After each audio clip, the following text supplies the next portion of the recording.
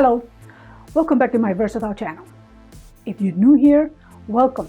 This channel is all about tutorials like this one, product reviews, and projects. If this is the type of content you are interested in, then please consider subscribing. Now, let's get to the video.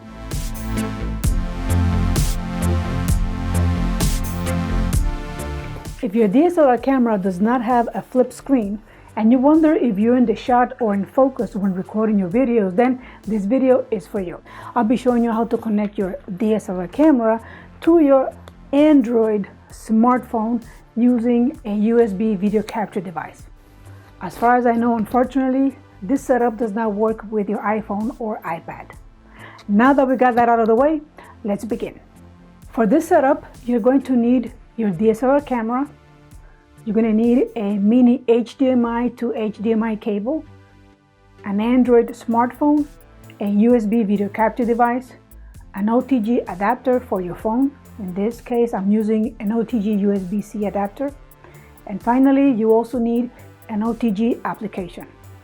You may choose any OTG application you like, but in this case, I'm using a free OTG viewer called OTG Camera.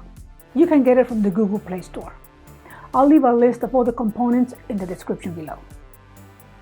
Okay, now that we're ready, connect the mini HDMI to the DSLR camera.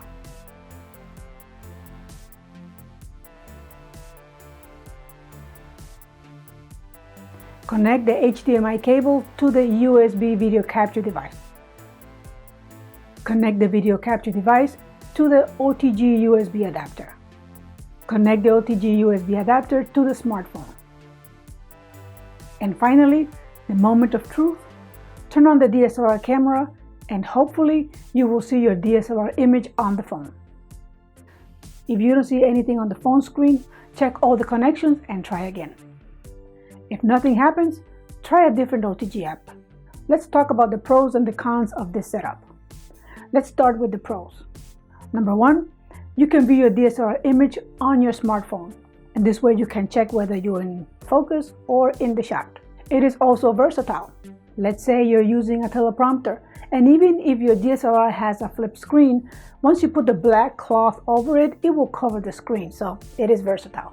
It is also portable. You can bring it with you wherever you're at, and it's also budget friendly. Now, let's talk about the cons about this setup. Number one is the battery. It will drain the battery on your phone. So make sure you bring a battery pack with you wherever you go.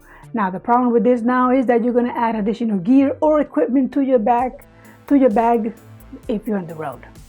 Another drawback of this is the OTG viewer used in this setup. It cannot control the DSLR camera from it. And if you would like to have this type of feature, then you will have to upgrade to a paid version or a more professional version.